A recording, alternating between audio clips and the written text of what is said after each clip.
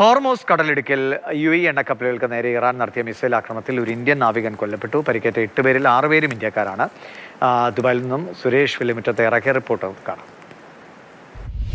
വലിയ ആക്രമണമാണ് ഹോർമുസ് കടലിടുക്കിൽ ഇന്ധന ടാങ്കറുകൾക്ക് നേരെ UAEയുടെ ഇന്ധന ടാങ്കറുകൾക്ക് നേരെ ഉണ്ടായത്. 2 ഇന്ധന ടാങ്കറുകൾ ആക്രമിക്കപ്പെട്ടു. അൽ മംബാസ എന്ന് പറയുന്ന ഇന്ധന ടാങ്കറും അതോടൊപ്പം തന്നെ അൽ ബഹിയ എന്ന് പറയുന്ന ഇന്ധന ടാങ്കറും. ഈ ആക്രമണത്തിൽ ഒരു ഇന്ത്യക്കാരൻ മരിച്ചതായി UAE പ്രതിരോധ മന്ത്രാലയം സ്ഥിരീകരിക്കുന്നുണ്ട്. 8 പേർക്ക് ആക്രമണത്തിൽ പരിക്കേറ്റു. പരിക്കേറ്റവരിൽ 4 പേരുടെ നില ഗുരുതരമാണ്. പരിക്കേറ്റ 8 പേരിൽ 6 പേരും ഇന്ത്യക്കാരാണ്. 2 പേർ യുക്രൈൻ സ്വദേശികളാണെന്നും പ്രതിരോധ മന്ത്രാലയം വ്യക്തമാക്കി. ക്രൂയിസ് മിസൈലുകൾ ഉപയോഗിച്ചായിരുന്നു ഹോർമൂസ് കടലിടുക്കിൽ ഇന്ധന ടാങ്കറുകൾക്ക് നേരെ ഉണ്ടായിട്ടുള്ള ആക്രമണം. ആ ആക്രമണത്തിൽ ഇന്ധന ടാങ്കറുകൾ തീപിടിച്ചു. വലിയ നാശനഷ്ടം ഉണ്ടാക്കുകയും ചെയ്തിട്ടുണ്ട്.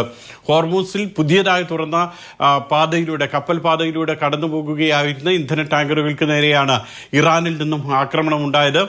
ഒമാനും ഐക്യരാഷ്ട്രസഭയും ചേർന്നാണ് ഈ പുതിയ പാത തുറന്നത്.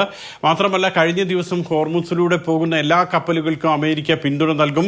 ഹോർമൂസിന്റെ സംരക്ഷണം ഇനി അമേരിക്ക ഏറ്റെടുക്കുകയാണെന്നൊക്കെ പ്രസിഡന്റ് ഡൊണാൾഡ് ട്രംപ് പ്രഖ്യാപിച്ചിരുന്നു. പക്ഷേ അതിനുശേഷമാണ് ഈ ഹോർമൂസിൽ ഇത്തരത്തിലുള്ള ആക്രമണം ഇറാന്റെ ഭാഗത്തുനിന്നും ഉണ്ടാകുന്നത്.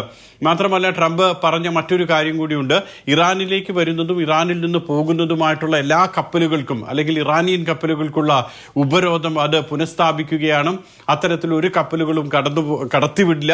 മാത്രമല്ല, ആ ഹോർമുസിലൂടെ പോകുന്ന മറ്റ് ചരക്ക് കപ്പലുകൾക്ക് 20% ഫീസ് ഏർപ്പെടുത്തുമെന്നും ഒക്കെ ട്രംപ് പ്രഖ്യാപിച്ചിരുന്നു. ഏതായാലും ഇതിന് ശേഷമാണ് ഹോർമുസിൽ ഇത്തരത്തിലുള്ള ആക്രമണം ഉണ്ടാക്കുന്നത്. UAE ശക്തമായി ഈ ആക്രമണത്തെ അപലപിക്കുകയും ചെയ്യുന്നുണ്ട്. മരിച്ച ഇന്ത്യക്കാരന്റെ മൃതദേഹം നാട്ടിലേക്ക് കൊണ്ടുവരുന്നതുമായി ബന്ധപ്പെട്ട നടപടിക്രമങ്ങൾ ഇനി ഒമാനിലെ ഇന്ത്യൻ എംബസിയുടെ സഹകരണത്തോടു കൂടിയൊക്കെ ആയിരിക്കും ഉണ്ടാക്കുക.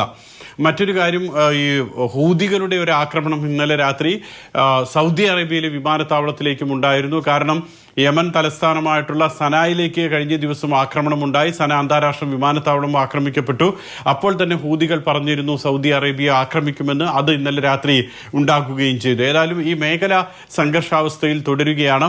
മാത്രമല്ല, ഹോർമൂസ് ഈ തെക്കൻ ഇറാനിലേക്കും വലിയ ആക്രമണം ഉണ്ടായിട്ടുണ്ട്. അമേരിക്കയുടെ ഭാഗത്തു നിന്ന് ബന്ദർ അബ്ബാസിലൊക്കെ വലിയ സ്ഫോടന ശബ്ദം കേട്ടിട്ടുണ്ട്.